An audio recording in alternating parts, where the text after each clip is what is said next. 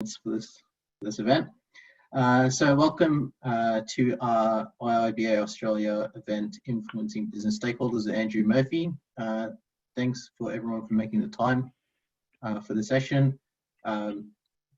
So just in terms of general housekeeping rules, so if you have any questions, please just put in the Q&A and we'll actually go through them all, and we will have a dedicated question and answer session towards the end of the presentation. So we'll work through all the questions. In terms of welcome, so I'd like to actually welcome, so not only though the Melbourne branch is actually hosting the session, would actually like to welcome all the other chapters to this event. So thank you for joining. It's been one of the benefits of moving towards online webinars, so we can actually get quite a huge audience for our events. So welcome, make yourself comfortable, and we'll start off the session.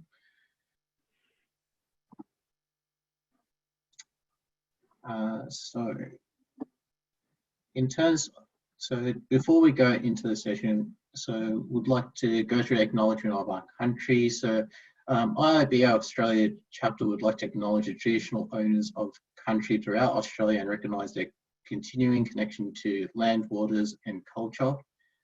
For our IIBA Melbourne branch, we would like to acknowledge the Boon Wurrung and Wurundjeri peoples of the Kulin Nation. We pay our respects to their elders, past, present and emerging.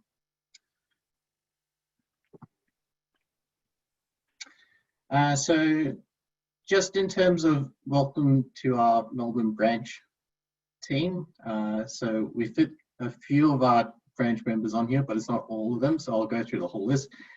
So my name's Jonathan, so I am the chair for the Melbourne branch. For our marketing lead, we've got Narendra. For events, so Anchor's been working heavily with Andrew over the past few weeks to help with organising this event, so thanks a lot, Anchor. So Anchor's been events lead for this year. For education, so IIBA Melbourne, as per other chapters, also run their own study groups. So Tim Rathwell heads up as the education's lead. In terms of other names that unfortunately did not make the slide was, for BAPD, we have a dedicated lead for that, so that's Michaela Williams. For finance, we actually have Joanna Wilson.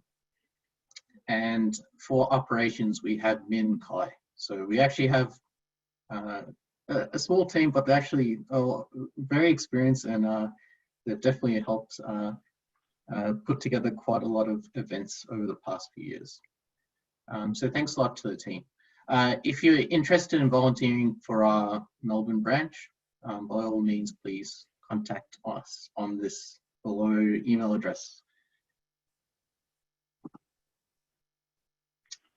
So with moving on to online, it's actually good to give you an overview of how each of the branches are, the activities that they're going through with education, and especially study groups. So though we are all online, we actually are running study groups in each of the chapters. So for Adelaide, they're currently running an Agile study group, so Agile Analysis Study Group. They'll run from May to June. Brisbane are currently running a Babok study group, finishing up in July. Hobart is running a Babok study group March to June. For Melbourne, we're running Babok and Agile Analysis study groups that kicked off probably a fortnight ago. They'll be running for the next few months. For Perth, a Babok study group ending in June, and Sydney is also running a Babok study group that will finish up in July. They're all online. You can sign up on Eventbrite, but I understand some of these are actually finishing up this month. So in terms of upcoming study groups, so now's a good time to actually consider certification and other education opportunities. So as these are online, you can actually consider joining the Adelaide Babok study group, which is running August to October. And they've also got an Agile Analysis study group running from September to October. Melbourne again will have another cycle of study groups for BABOK and Agile analysis. September will be the commencement date, and Perth also has a BABOK study group. I hope everything's been captured here, but keep posted on the IIBA Australia Eventbrite account to see what's available. They are run virtually, so you are more than welcome to join the study group that suits your needs. Okay, so before we kick off, so this is what I do in my normal events, but I will have to read off my phone, make sure I've got the introduction for Andrew correct. So welcome to Andrew.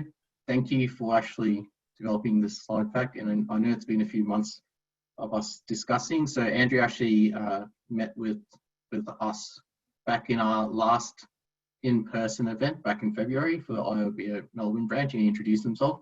So it's been a few months since we actually kicked off the event. So for tonight, so Andrew is going to be focusing on great BAs need to know how people work and exactly what is required to influence and motivate them. It's an important part of a BA's role to actually understand your stakeholders, how to work with your team members. So this is a challenge that's more important, especially with moving towards the remote environments. So we need to be able to work out how to manage our stakeholders, and also with the move towards remote environments, how do we deal with lack of context and a reduction of information? So in this session, so Andrew will go through a 5-step influence framework that'll help managing big and small problems. Group and individual troubles, simple and complex influence changes. So very useful for junior BAs right up to senior BAs, team managers. So thank you, Andrew.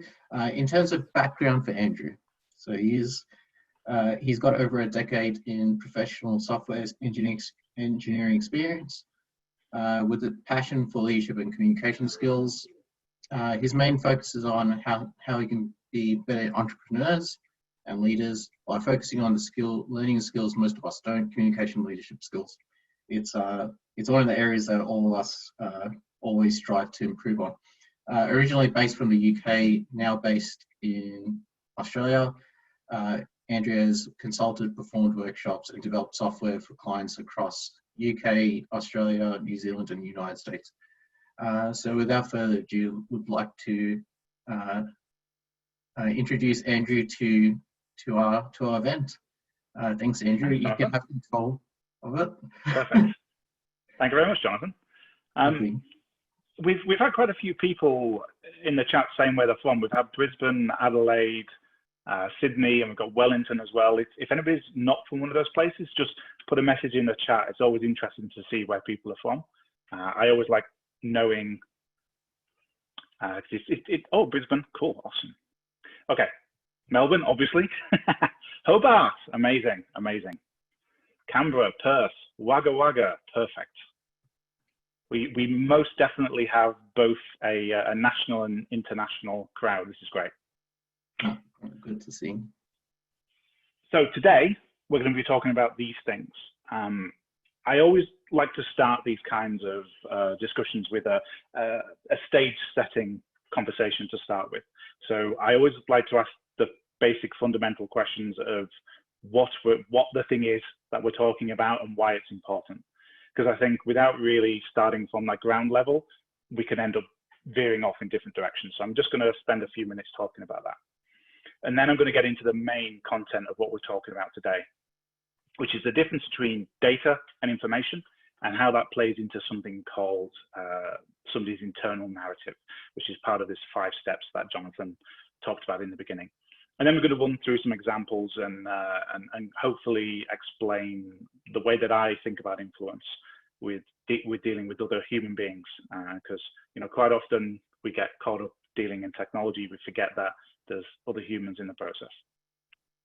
So I normally do these things in person, and it's so much easier to do the networking before the event, and have a drink, have some food with people, and kind of become something other than a face on a screen. So I'm sorry that we can't do that. It's one of the downsides of doing this remote. The benefit is that we get all these people from all these great different locations. So, you know, we've got to always look at the positives in these things, and the fact that I can't have a glass of water and some food with some of you means that I get to be in front of the rest of you. So in terms of who I am, this is pretty much it in one slide. I started writing software when I was very, very young. 8 years old was the first time I wrote my first line of code. Realized my desire and passion for it pretty much straight away, and that started my whole journey in becoming a passionate advocate for software development, software developers, as well as every other role. So pretty much throughout my career in software development, I've done every role there is. I've done software developer, BA, product owner. Pretty much the only thing I haven't done is UI, and that's because I suck at design. But pretty much everything else I've turned my hand to. Through a series of unfortunate accidents, I ended up leading teams exceptionally early in my career. By the time I was 24 years old, I had a team of 10 people. That meant I made a lot of mistakes. My early leadership experiences were filled with mistakes, regrets, and learning. Luckily for me, I had great support with people around me to help me really become a great leader, to help me really become somebody who can communicate well, which I most certainly was not in the beginning. I made every mistake in the book you can imagine, and learned from them as well. So that's pretty much who I am. Nowadays, I have a company called Pillar Leaders. We focus on communication skills, leadership skills in the technical sphere. So a lot of large corporates use our training courses and training programs to turn technical experts into technical leaders, and to understand the difference between those two things. Because there's a, you know, the phrase I always like to use is turning people who have great answers into people who ask great questions, because there's a fundamental difference between those two things. And I hope that I can help companies move their people from being repositories of knowledge to people who are a fundamental part of the software development lifecycle, who question things and learn things and help other people question and learn things. Okay, so that's who I am. I said I was going to start with a very, very basic question. And this is my first one. Why do we need influence? Why? It's clear to me from having worked in this industry for a decade and a half, and speaking to plenty of people, not just BAs, but you know, BAs are a huge part of that. That I hear a lot of things like these. How do I get my stakeholders to attend my meetings? How can I get their buy-in? And even worse, things like, who am I to argue with my stakeholders? And in our organization, they shoot the messenger. Like, I'm sure you've heard things like this. You might even have said them. And I hear these a lot. When you really analyze where these things come from, there's a really common mindset, a common belief that the life of a business analyst would be much easier if everybody just cooperated with whatever we said. And there's an underlying implication in that we don't have the authority to compel them to do those things. And I think that in itself, that basic idea that we need authority to compel somebody to do something, is where a lot of these things come from, where a lot of these misunderstandings about why we need influence and what influences fundamentally come from, is this idea that it has to come from that authority to compel people. And that means that if we lack that authority, we should escalate it to the next level to find somebody who has that authority. And so you end up in this cycle of just really looking at influence from the wrong angle. The approach that I take is to adopt the mindset of leadership. And by leadership, I don't mean authority. I mean the idea that we're responsible for the outcomes of what we're doing. We're responsible for our relationships with other people, and we're responsible to help them understand why we need the thing we need, and to put it in a context and a way that makes sense to them. so that we're influencing not from a position of authority, but from a position of leadership, which is two different things. But to do that, we need to empower ourselves. We need to make sure that we give ourselves permission, we have the right mindset, and we have the right skill set to have that leadership mindset. There's one thing that I want to introduce to you, or maybe not introduce to you. Let me just see, I'm just going to do one of these polls. So there's a concept called the locus of control. And you should have a screen that's just popped up and asked you if you're aware of this concept called the locus of control.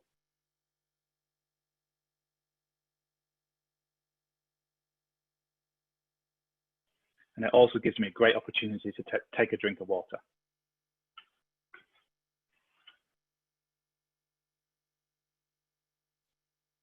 So just got answers coming in. Great. Okay, just wait for a couple more.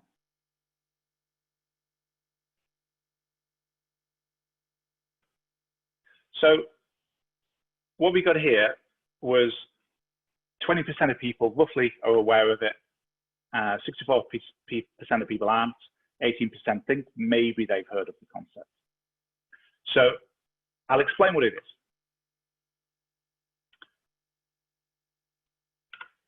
Locus of control is about how we view things that happen to us and our ability to control them. So you can have a locus of control which is out there in the universe, or you can have a locus of control that's in yourself. And you can see which one somebody has by the way that they phrase things about the universe, about the things that happen to them. You know, if they say something like, "Oh, this happened to me.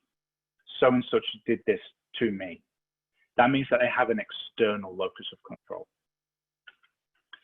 To have an internal locus of control is to say things like, "Oh, I caused them to say this thing." So if we're having an argument with somebody, or a disagreement, or a conversation, and somebody says something, an external locus of control would be to say, "I have no control over them saying that." To have an internal locus of control would be to say, "I did something that made them say that." And I want to encourage people to, as much as they can, grab that external locus of control, that mindset that says the universe is out there and there's no way that I can control it. And I want to encourage you to move that locus of control inside so that you can say to yourself, what things am I doing that make people do the things they're doing? What things am I not doing that make people do the things that they're doing, or make them not do the things they're doing? So that mindset is the first part of this leadership exercise, this moving away from influence with authority and influence through leadership. Because leadership doesn't have to be a title. Leadership is all about a mindset. Because having this internal locus of control, this ability to say that you are responsible for your relationships with other people is really, really important, because ultimately our stakeholders aren't always right, but they're always our stakeholders. We can't do anything about the fact that they're involved in the projects that we're involved in. And we've got to learn to work with them. We've got to learn to influence them, to lead them in a way that gets us to where we want to be, because there's no way in which we can take them out of that. So Anna's just asked a question, blame versus responsibility. It's not, locus of control isn't necessarily about blame versus responsibility. I guess in a way, if we're talking about one of the examples I used, it is, instead of blaming somebody and saying they did that thing, it's taking responsibility for your relationship with them. I think that's definitely one way to look at it. It's just being responsible for our relationships with people, because we can't remove stakeholders from projects as much as we'd like, and so we've got to find a way to manage that. We can't just throw our hands up in despair. We've got to find a way to influence people so that we can get our jobs done as BAs. So, second fundamental question: what is influence? If I've just spent a few minutes convincing you that it's important and convincing you that it's something that you need, then we probably should have an idea of what it actually is.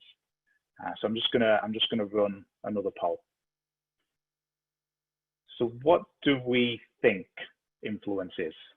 Is it persuasion? Is it manipulation? Does it come from authority? Hopefully I've convinced you that it doesn't come from authority. Or is it something else? Choose the opportunity for another drink of water while we wait for the answers to come in.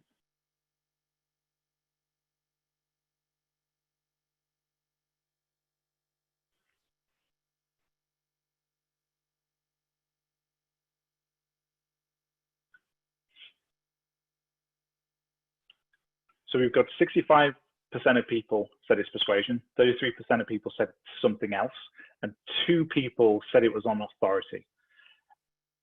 I've not done my job well enough for convincing you it's not authority. It's not authority. You can get influence from authority, but influence from authority is short-lived. Influence from authority is something which, when you do it and you're only getting it because of that authority, people are not going to do it in the long term. Influence from other areas actually lasts longer. It's the difference between command and control and servant leadership and all of these concepts that move us away from authority-driven influence tactics. So persuasion is almost there. That will be the closest one of these 3. Surprisingly, nobody put manipulation. When I do this talk, a lot of people tend to think that influence is all about manipulation, and that's one way you can view influence, but it's really not the core of it. Like, all of these things are ways that you can influence somebody. The way that I think about it the most, in fact, I have quite a simple way of thinking about it, is that it's just about informing people. When I think about influence, it's about making the change you want through giving the right person the right information at the right time. And all 3 of those things are crucially important. We've got to have the right person, we've got to give them the right information, and it's got to be at the right time. So there's a whole 5-step model which we can go through if we have time at the end. If not, I've got a workbook you guys can take away that goes through that. But the most important part of that 5-step model is about this concept of information, because there's a very important word, information. Because there's a difference between data or data and information. They're 2 different concepts. And quite often when we're unsure of what's going on, we find ourselves drifting to giving data when we should be giving information. Which begs the question, what's the difference between data and information? So data are raw, unorganized facts. They're things that exist. Information is when you give that data the context it needs to be useful. Data itself isn't useful. Data is just numbers, it's just facts, it's just figures, it exists. But for us to truly do something, for us to truly influence somebody, we've got to find how we can change that data into information so that it becomes useful. So we have to process that data, we have to give it context, we have to think about it, we have to turn that data into information. So really, really bad example of this is a list of dates and numbers. What does that mean? Doesn't really mean much, just date, number, date, number, date, number. You've got to have so much context around that to understand what those things mean. We could make that a little bit better by plotting them on a graph. We're starting to take this data and turn it into information, but it still needs a lot of context around it for you to understand that graph. So an even better way of doing that is to have a graph and have a projection and then have supporting explanations on what that means, an interpretation of it. You can probably guess what example I was thinking of when I wrote this. We've all been looking at a lot of graphs at the moment. We've all been looking at a lot of curves and logarithmic growth. And that's what I was thinking about really was, when you start seeing those first few numbers coming through when this whole thing kicked off, they don't mean much because they're just data, but you start putting context around them, you start showing them in different ways, in different formats, with different graphs, and things start making sense because we've turned that raw data into information.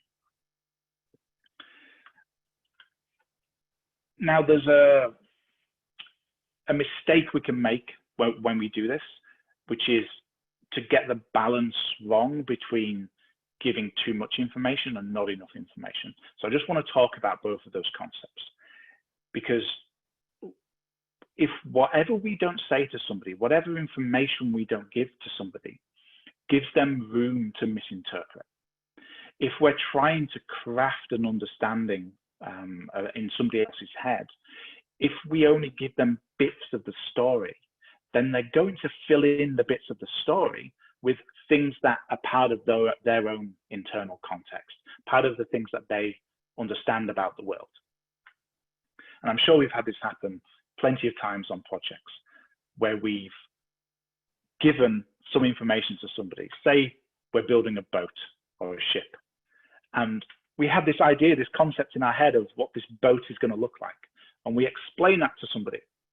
We put it into words. We turn this raw data into information, into words that we're explaining to somebody.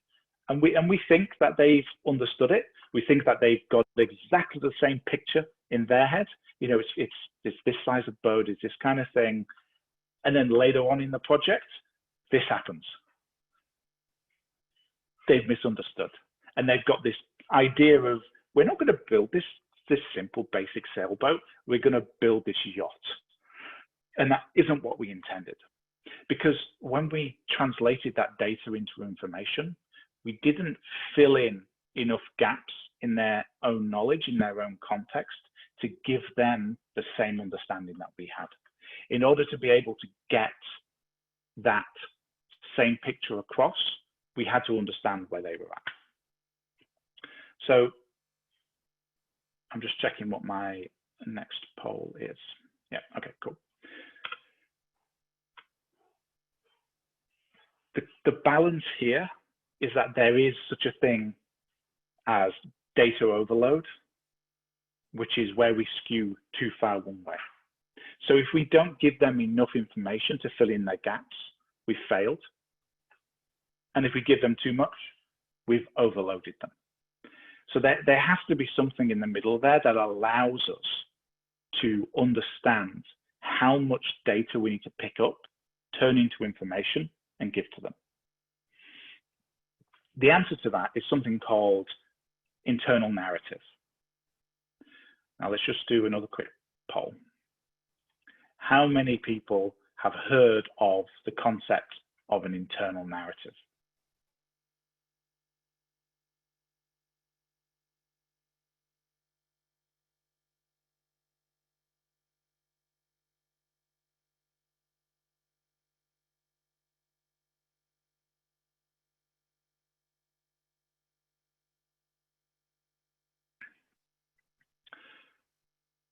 Interesting.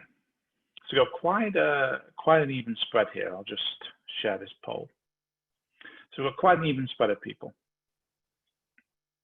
We've got 33% of people have heard of it.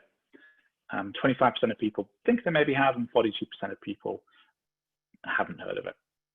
So the internal narrative is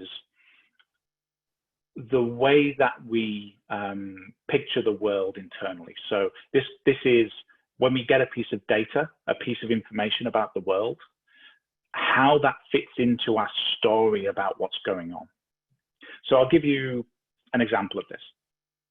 On my cup in front of me, you can't see because below the camera, I have a glass of water, or glass. That glass is currently empty. That's an observation about the world. What does that mean? That data, that there is an empty glass, what information does that carry? What that information carries is going to be different for different people. So I could look at that empty glass and I could go, oh, that means that I've drunk the glass of water and therefore I'm not thirsty. Somebody else could look at that glass of water and go, oh, they have no water. That means they are thirsty, or they might be thirsty. So we've got this same piece of data that has different interpretations of it. And that interpretation comes from that person's internal narrative, the way that they think about the world. And this will be different for everybody, because our internal narrative is built up from the observations we make of the world, from the way that we think about things. It comes from everything from, you know, your upbringing, from just the type of person you are. Internal narrative is unique to every single person. And so one of the key things with influence is thinking about other people as the first step. Now, just another poll. What percentage of the day do you think the average person thinks about other people?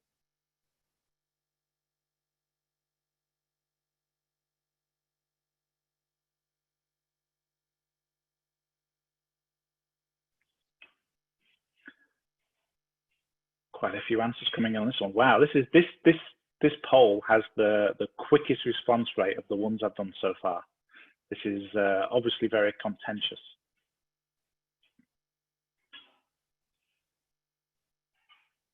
Okay, just share the results with everybody. So we've got quite a spread, and interestingly, it's kind of skewed to the larger numbers. So more than 50% of people think, more than half of the people that answered the quiz thought it was either 20 or 50%. We've kind of got, what's just quick mental maths, what's that, 82% of people think it's more than 10% or 10% or more. So we've got quite a high percentage. I'm sorry to tell you all, but it's actually 5%. When you look at all of the studies, you look at what everybody's doing, the average human being spends 5% of their day thinking about other human beings and 95% thinking about themselves. That's the bad news. The good news is that that means it's really easy to be better than the average human being. If you spent 10% of your day thinking about other human beings, you're twice as good as the average person. And that's not a really hard challenge to do, I don't think. 10%. Like what's 10% of the average work day? It's less than an hour, 45 minutes, something like that. So in order to think about other human beings better than the average human being, you only have to do it for less than an hour a day. Tammy's just made a point that BAs do it higher and more absent hours. I would agree, but I would think these are ingrained patterns in the way that our brains work. And so, yes, people whose roles are naturally the types of roles that, you know, BAs like us do, we will do that higher, but it's still going to be less than we hope it will be. And it's also important to think about that in terms of when we are influencing other people, in that, you know, we probably do think about other people more than average, but the person we're trying to influence doesn't. And so when we're talking to them, we have to bear that in mind. When we're trying to influence them, we have to bear that in mind. So just to kind of explain this concept of internal narrative, I want to tell a story about somebody I was coaching. So I was coaching the sales manager of a company, and it was the end of the quarter. Sales results were in. Everything was high. Everybody was smashing their targets. It was incredible. They'd had the best quarter they have ever had. And my mentee, the sales manager, looked onto the floor into the office where the rest of the salespeople were. And there's one person there that looks upset.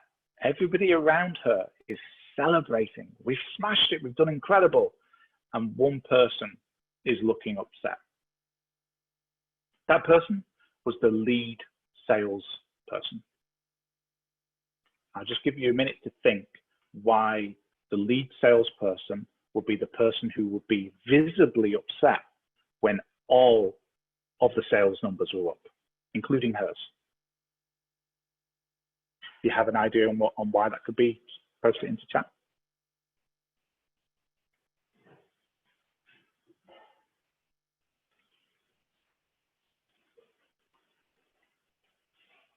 Have to share the bonus. I like that. No, nobody said that example before. That's good. Set the bar higher. Didn't hit the target she expected. These are all really, really good answers. Some of them could be true in other scenarios. Oh, there you go. Done. Competition is up. I'm not so great any longer. That was it. That was the reason. She set her own value and her own worth on being the person who always had the highest numbers. And she still had the highest numbers. It was just the gap was normally this, and this time the gap was this. And she was scared. She didn't know what that meant for her. Was she not as good as she normally was? Did this mean that somebody else was going to get the lead role? Does this harm her promotion prospects in the future? All of these thoughts were running through her head. And it's really difficult when you're looking at somebody and you're looking, out of your office and you see somebody's face and you see that they're visibly upset. It's really hard to know why. You can take guesses, and we had some really, really great guesses. But the real answer is to talk to them, to have that conversation, to have a chat. Now, internal narrative, this way that we view the world, is a really hard thing for somebody to share with you. It takes a lot of trust, it takes a lot of respect, because it's deep and ingrained to who we are. It's one of the rawest ways that our brain can see the world. And so having somebody share their internal narrative takes a really high level of trust. Luckily, in this particular scenario, the sales manager that I was coaching, she had that level of trust and respect with her sales lead. And so she was able to bring them in, and she was able to have that chat with them, to learn and to understand that they viewed this as a threat. They viewed it as this was an opportunity lost for them in their potential promotion future. And the influencing here that I help the mentee with is helping that person see the same data as a different set of information. The data is the same. The numbers are the numbers. They are facts. But instead of then interpreting those facts as a threat, I helped them to help my mentee to help this other person to view them as actually a confirmation that they were doing the right thing. Because actually, for this lead salesperson, when promotions came along, when bonuses came along, the things that you expect of a lead salesperson is to be helping everybody else to bring their own numbers up. When we're moving into leadership positions, it's not just about our own personal productivity. We're not just measured on that. We're measured on our impact and how our personal relationships with the rest of our team impact their numbers, their figures, their productivity. And so this wasn't a threat. This was actually validation that they were doing the right thing. Same data, the sales numbers. Different internal narrative causing different interpretation. The team being really excited and happy, this other person being downtrodden and scared. Then helping that person to view that data in a different way, with a different internal narrative, made them be influenced by this and change their view, and to go from a place of fear that they weren't hitting the numbers that they wanted to hit and that this was a threat to them, to excitement and hope for the future that this was what they should be doing in their position as lead and not a threat. So that concept of internal narrative is key to this distinction between data and information. If we don't understand somebody's internal narrative, then we don't know how to strike that balance between data overload and not enough information. We have to spend the time understanding somebody to get from them what their internal narrative is in order to be able to gauge that correctly, in order to be able to understand what the interpretation has to be to get them to understand the information from what we give them.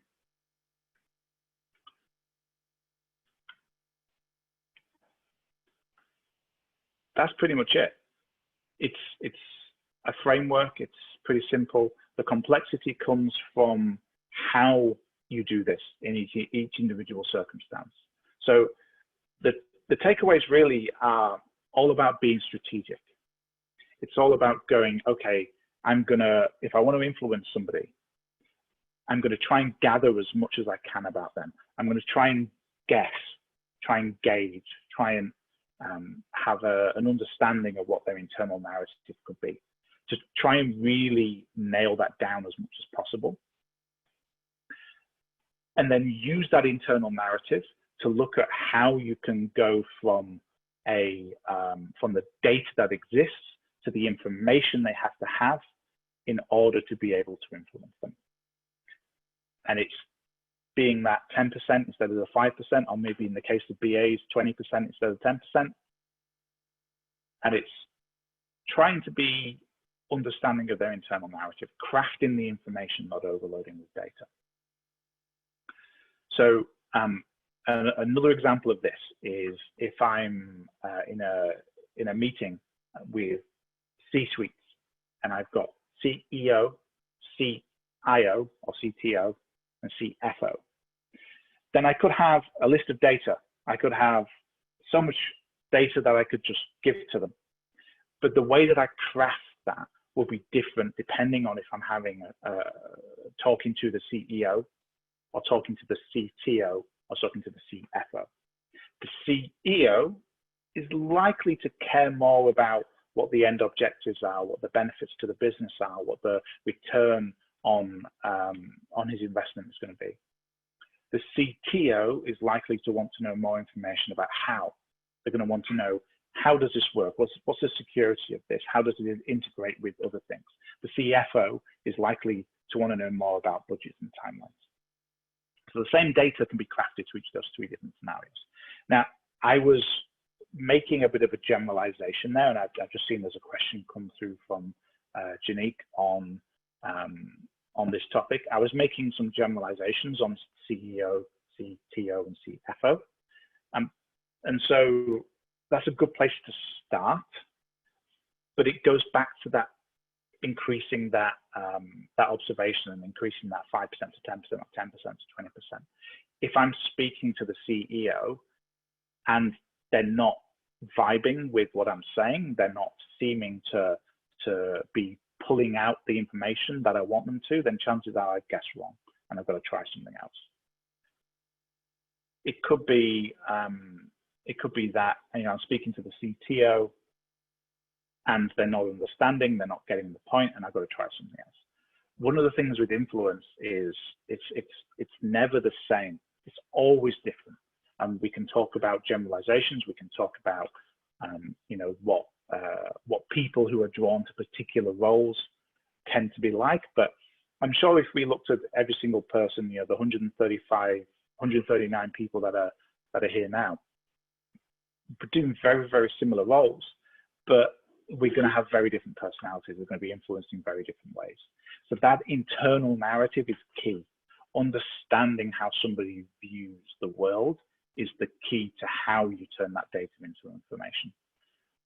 And that takes time, that takes trust, and that takes understanding. So that's pretty much my content. I'm hoping that what's going to happen now is you guys are going to ask a load of questions and we can drill into this and we can talk about specifics, because I've laid out a framework and I want to talk through some examples and some questions. So please, please, please use the Q&A functionality in Zoom and ask me some questions.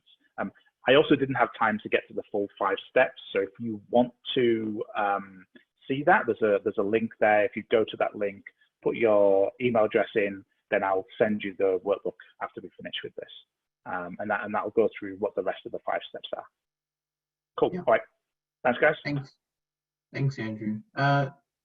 In terms of other questions that are coming through, so Nivedita had asked, how do you determine the right time for being an influencer? Oh, the right time. Now, yesterday. Influence is going to be a skill which helps you at every point in your career and every point in your life. Like the thing with people skills, the thing with communication skills is everybody's a human being that we interact with, whether this is people that we work with, people in our personal lives, our family, our friends, like they're all human beings. And so they all follow and fall into the same patterns. So just because we learn these techniques and we talk about these techniques in terms of a business context doesn't mean that we can't apply them in other areas of our lives. And understanding how humans work will give you better personal relationships as much as it'll give you better business relationships. And so I would always say that the best time to start is straight away. Just spend the time learning these things, spend the time thinking about them. It's about turning unconscious decisions into conscious decisions. That's one of the big things that I work with a lot when I mentor people is there's a lot of stuff that you're doing now. There's a lot of decisions that you're making now that you're not even aware that you're making decisions. You're just kind of doing things. And part of being an influencer, part of doing these things that help us have more control over our lives is to take those unconscious decisions, interrogate them, understand them, and turn them into conscious decisions. And that's how we become this person that has ownership of the relationships in our lives, that takes that leadership approach to every single relationship, personal, business, family, whatever they are. So the best time to start is now. Great. From Tina, once you try to influence and fail, does it tarnish your relationship and make it harder to influence the same person again? So it probably does come into a lot with C-suite executives because you only get limited time with them. Yeah. What is your approach for that? How do you manage it? So the way there's so much to unpack in this. I think the way that you're influencing can have different risks associated with it. So if you're trying to be that direct, authoritative influencer, then it has that chance of backfiring much higher than if you're trying to be another type of influencer, somebody that tries and understands, tries and crafts the information, tries and understands the internal narrative. So doing it in the right way is less likely to have that backfire. It's less likely to tarnish the relationship. It still can happen. I think the fact is that any time we step outside of our comfort zone, there's always the chance of something backfiring, always. There's never going to be a point when you execute everything perfectly because it just doesn't happen. We're human beings. As much as we understand techniques, as much as we try and think of every opportunity of how things could go wrong and try and mitigate them, things are always going to happen. So it can go wrong. I would encourage you to look at how these techniques, how these things mitigate and reduce the risk of that. Like if we're influencing from a position of internal narrative or influencing from a position of empathy and understanding and not authority, then it's less likely to backfire. Still could, but less likely. Great. From Jacques, can you recommend any resources on information crafting and techniques? Sure. So if you have a look at that website I'll link to, there's some great stuff on there. We've got some free resources on there. We've got a podcast on there, some stuff to go through that. There's, if you connect with me on LinkedIn as well, there's a few videos that I've done, so a few talks that I've done other places which I can share on that kind of thing. It all starts from that internal narrative though. All of this information crafting is all about understanding where the other human being that you're influencing is coming from. And that's the bit that takes the time. That's the bit that takes the trust building to really understand that. But that's what's going to give you the best return on that investment of time. One of the things that I work a lot with technical leaders on is, if I've got a really big change, a really big announcement, the worst possible thing you can do is to make that announcement in a group of people for the first time, because that doesn't give you that opportunity to individually work with people and to individually influence them and to get them on side before you'd make that big announcement. So say, for example, there's a company I was working with where they were changing all of their job descriptions, all their job roles to be fundamentally different. The first time they tried this, they just basically got everybody in the room and told them that it was changing and what the new thing was. You can imagine that didn't go down very well. People were just like, what's going on? Why? It's the first I've heard of this. And also interesting, when you watch those scenarios, the leaders become really clear in a room. There's two times when you can easily spot the leader in a group. It's when somebody says something that's emotionally challenging in a room, or when somebody breaks the production website. Who does everybody turn around and look to when they've just broken production? Like, physically, who do they turn their chairs and look at when production has gone down? That's the leader. Doesn't have to be the person with lead in their title, but they are the leader. And if you're going through any kind of big challenging change, those are the people that need the most effort and the most focus, because they're the people that everybody will quite literally turn to and look for guidance on whether this is a good thing or a bad thing. So when we're making big changes, we're trying to influence a group is made up of individuals. And so we've got to spend the time with the leaders of the group first before we influence the wider group. Yeah, no, that's a fantastic approach for dealing with it. Next question is it worth validating the internal narrative of your stakeholders? Because quite often the stakeholders themselves won't have realized it or would not have understood it. Most people don't know their internal narrative. They just don't. Most people are not self-aware enough to know what their internal narrative is most of the time. So the two parts to that are, is it worth validating? Yes, 100% yes. Guess is a good place to start. And you can make some generalizations based on somebody's role, somebody's the way that they've worked with you before, the way that they try and influence other people. We can make guesses on what their internal narrative could be, but it's just a guess. And so, yes, it's worth validating. Some ways you can do that: just take a scientific approach, have a hypothesis. You know, maybe this person's internal narrative is X, and then ask yourself a question. If their internal narrative was X, what data could I gather? What question could I ask them? What could I observe that would prove or invalidate my hypothesis? And just take that scientific approach of have a hypothesis, do some experiments and say, this, if I did this and this happened, then I'm right. If I did this and this happened, then I'm wrong. And then just use that approach. It takes time. For somebody to share their internal narrative, they've got to A, really truly understand it themselves, and B, trust you enough to share it. In that example I gave with the sales manager and the sales lead, there had to be deep implicit trust between those two parties for that sales lead to share the fact that she felt threatened by this data. There had to be a really high level of trust. If that wasn't there, then you would have to go through this approach of having a hypothesis, testing it, working it out until you got to the point where you were pretty close and you could use that in your influencing techniques. Thanks, Andrew.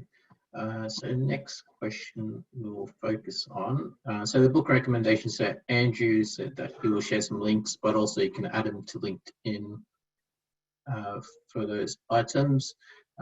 So yes, there was a few questions about the links. So just please add Andrew and you can contact him. How do you know you're being, yep, sorry. I was just going to say, anybody who's interested in the links as well, if you add yourself to that URL that I put up, I'll also, as well as including the workbook, I'll also include some links to some useful resources. Yeah, thanks, Andrew. Next question is, how do you know that you're being effective as an influencer? Are there measures or indicators for this? Are you getting the outcomes you want? When you're trying to influence somebody and you're effectively trying to change somebody's behavior, that's what influence is. At the end of the day, you're trying to change what somebody's doing.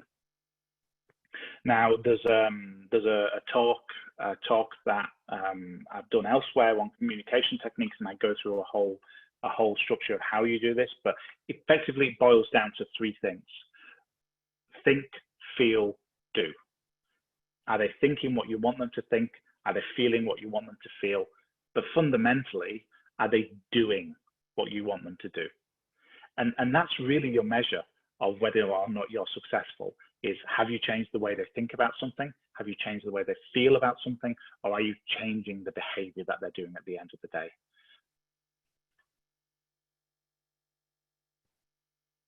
Yeah. So next question we'll target.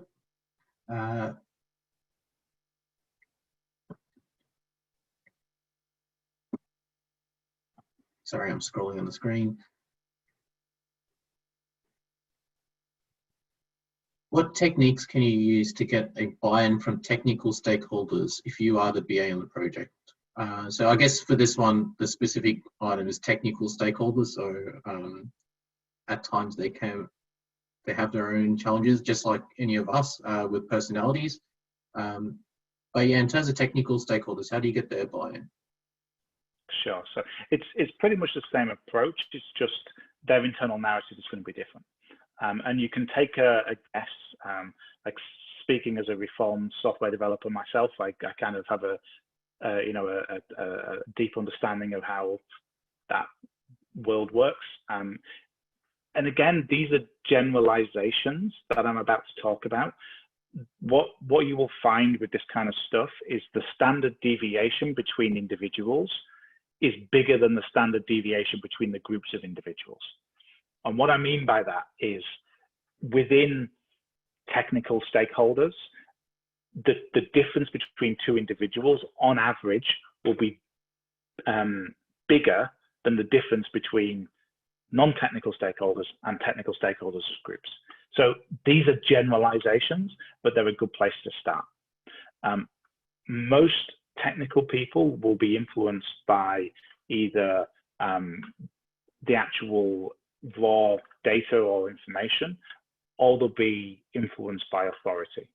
So there's a lot of tribalism, a lot of them and us in software development. It's not good. It shouldn't be there, but it is. And so a lot of that is driven by authority. I would caution that I'm talking about generalisms, and I would say that the approach is a test and learn strategy. There's no such thing as the typical software developer, just as there's no such thing as the typical BA. And so we're never influencing a group, and that's important to remember. We're never influencing a group, we're influencing a human being. And so taking that approach of this person, this individual is who I want to influence. So how do they work? What's their internal narrative? What are they influenced by? And yes, you have to do that. If you've got a group of 10 people, you've got to do that 10 times. Sucks, but you've got to do it 10 times if you want to get the best result. No, that's a great answer. Uh, Next question is, have you ever experienced a situation where you failed in influencing, even though you've crafted the message well? Do you know what went wrong? Yeah, all the time. So again, you know, the fact is that this is a difficult, complex topic. This is one of the techniques. Like, there's so much to learn in influence. There's so many ways in which you can influence people, and this is one part of the overall journey. So the difference between data information, the concepts of internal narrative, that's part of influence. There's wider things. There's you know, for example, there's been times when somebody, like, if I said to you, Jonathan, you're fired, you've got the data, you understand what it means, it just sucks. Yeah. And if I want to help you and influence you, I've got to work through that emotion first before I can help you. And so this data information internal narrative concept is part of the wider journey of influence, part of the wider concept. And so generally, when you fail at influence, it's because you're focusing too much on one area and you're forgetting about the wider areas. Sometimes that means you've got to go back to the top. You've got to go back to, you know, giving people more information that helps to change the way they feel about something. And, you know, in that example, you're fired. You know, it could be about making sure that we've positioned the fact that, you know, we're going to help you and support you. And, you know, we're going to give you a great reference. Oh, and here's three places you can apply for that I've already spoken to about you. So it's, yes, there's plenty of times when you can fail, and most of the time it's because of this internal narrative, but there are times when it's not. And again, the 5 steps goes through that in quite a lot of detail. Yeah, no, I agree. I will go off. So next one has been open for all. So how do you personally balance your own bias when influencing stakeholders? Do you have a cycle or checklist to make sure what you're conveying to a stakeholder is actually without your bias, you're not pushing a particular view? Yeah, so self-awareness is really, really key here.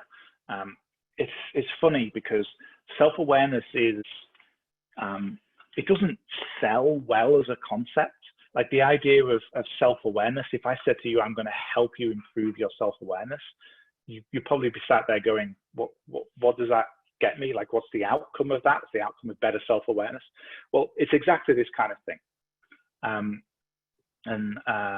You know, in the vein of emotional intelligence, in the vein of becoming more emotionally intelligent, self-awareness is one of those key aspects of understanding yourself, understanding what your own biases are, and understanding what your own internal narrative is, because biases play into your own internal narrative. And so it's always a useful question, and always a useful exercise to spend some time trying to understand your own internal narrative about the world, to understand the way that you process data into information, the way that you think about things, the way that you're influenced, and to be questioning those things, to be going, am I using, you know, am I under the influence of a bias here?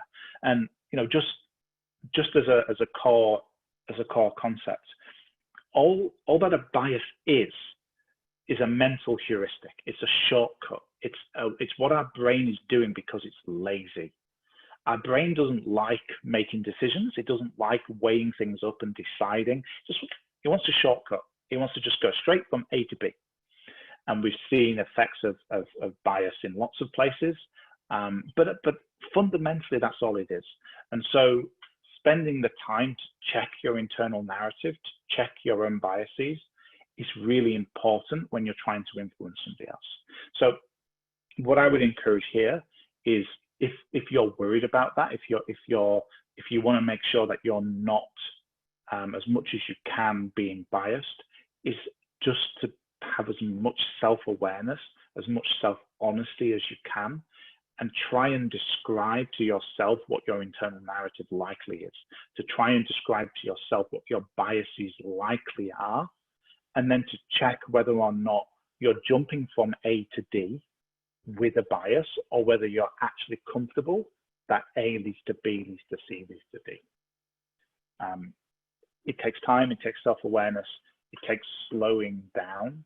A lot of these communication techniques is about slowing down. It's about not getting that email, hitting reply and venting onto your keyboard. It's about taking a step back, asking yourself that I'm just going to do this thing slower. Yeah, great. I'll be mindful of time. So it's 7:10. We'll give it another 10 minutes. So we'll close off the session in 10 minutes. So we'll go through a few more questions and then we'll close off on the slides. So there's another question there is often a comparison between influencing and negotiating. How do you think they are differentiated? That's a really good question. I'm just thinking through that now.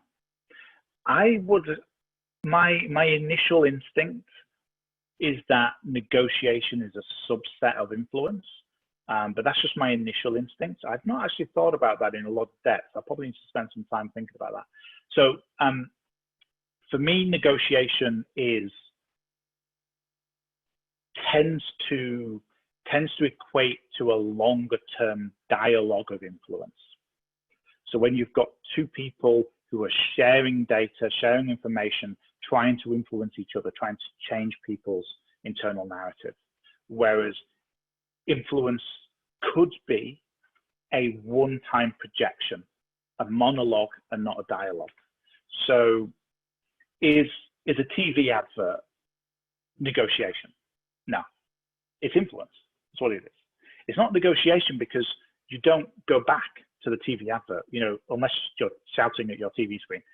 It's not a dialogue, it's a monologue. And so my initial instinct, and I need to think about this some more, is that I would think of negotiation as a long-term two-way dialogue of influence, whereas influence itself is could just be a monologue, unidirectional thing. Could be. The best influence isn't, but it could be. Yeah. I'll just go through the list again.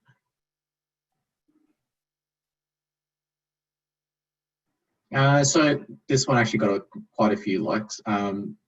So you're a new BA or a contractor in a large organization. How do you build your influence skills quickly, especially for contractors, since sometimes they're on a very short-term period with a organization? Yeah.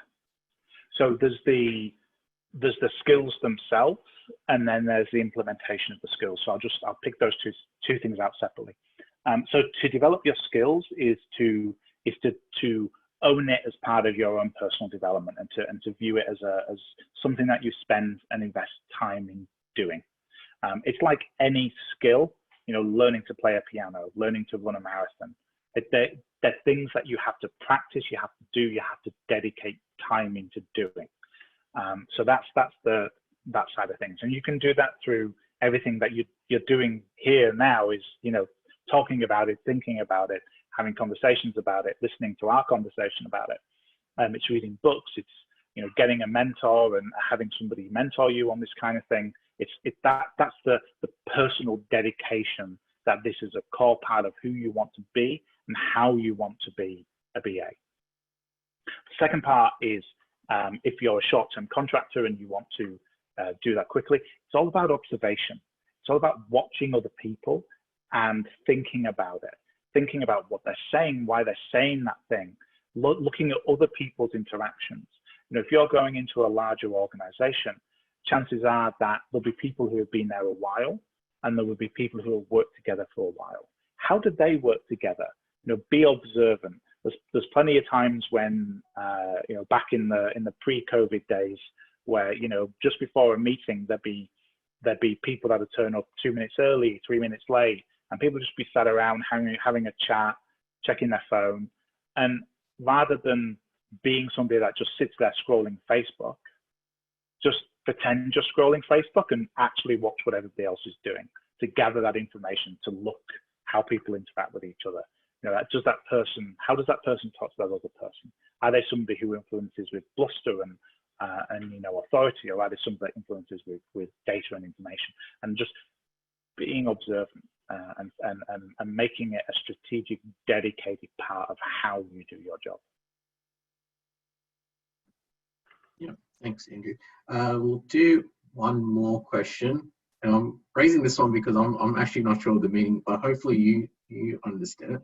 Any tips for a toxic influencer? Toxic influencer.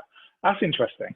I'm going to interpret that, and I could be wrong. So if I'm wrong, please let me know. Person who asked the question. I'm going to interpret that as if there is somebody else in the organization who is a toxic influencer, how do you deal with them? I'm not going to interpret this as how you become a toxic influencer. Okay, so if there is somebody else who is a toxic influencer, then I would just treat them as somebody else you need to influence. And I would look at what they're doing that's working and what they're doing that's not working, because that could be an indication of the dynamics in the team, and that could be an indication of how you need to yourself influence. And I'm not saying become the toxic influencer, but what they're doing is working, and so it's working for a reason. And understanding what that reason is the first way to breaking that chain and breaking that feedback loop, that you can start interjecting your influencing things in there. I'd also start trying to build a relationship with that person, with that toxic influencer, a strategic relationship. That means, you know, they start trusting you and understanding you, and you know, you can work on them individually. I really, really mean it when I say that part of being influential, part of being a leader without the title of leader, is about owning your relationships with other people. And that is also about owning your relationships with people that you don't want to spend time with. Because it sucks, but you have to spend time with them. And having that mindset of, I am responsible for my relationship with that person. I am responsible for how that person interacts with me.